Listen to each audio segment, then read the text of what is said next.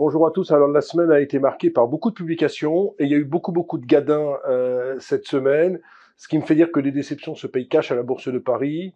On a eu le cas avec Eurofin Scientifique sur une publication jugée décevante. On a eu ça avec Nexity dans la promotion immobilière sur de très mauvais résultats 2023. Nexity qui a fait le pari de sortir de ses activités non immobilières, contrairement à Altarea qui est un concurrent, qui lui a préféré vendre quelques biens immobiliers pour récupérer du cash. La sanction ne s'est pas fait attendre sur la semaine. On perd 25% sur Nexity et simplement 10% sur Altarea.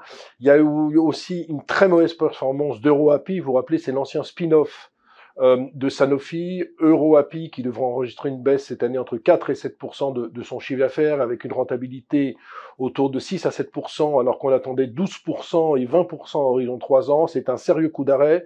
Je vous rappelle que l'action avait été introduite en bourse à 12, elle est montée à 19 et là on ne vaut plus que 4 euros sur EuroAPI. Même si la sanction est sévère, elle est un petit peu normale dans la mesure où la société ne cesse de décevoir. En octobre dernier, le titre avait déjà perdu 40%. Là, il a encore perdu 40%. Bref, il ne faut pas aller sur ce dossier. Et puis, il y a aussi Téléperformance, des incertitudes sur Téléperformance, sur l'intelligence artificielle qui pourrait complètement disrupter la société et qui pourrait vraiment entraver son business model. Téléperformance a aussi lourdement chuté sur les marchés. Dans le monde des small caps, il n'y a pas eu grand-chose, si ce n'est sur Believe. Une contre-offre, alors on parle d'une offre maintenant, mais on ne sait pas de qui, à 17 euros. Je vous rappelle que la dernière offre à 15 euros, je la trouvais extrêmement chiche. Une offre donc à 17 euros, on ne sait pas, mais le titre Believe prend 5% actuellement au-dessus de la barre des 15 euros. Je considérais que l'offre à 15 euros était pas chère parce qu'elle valorisait le groupe autour d'une 1,2 fois le chiffre d'affaires, alors que dans le secteur, c'est plutôt 3 fois le chiffre d'affaires.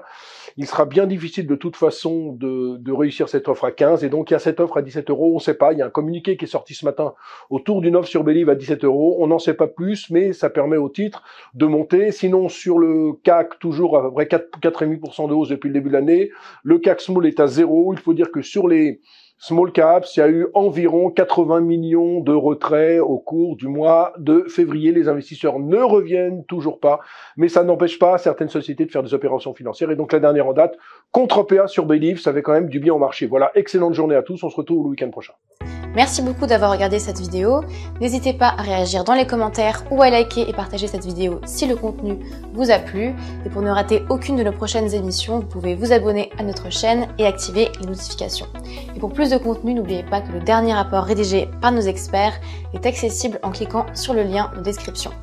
On se retrouve tout de suite dans les commentaires et je vous dis à très bientôt pour une prochaine vidéo.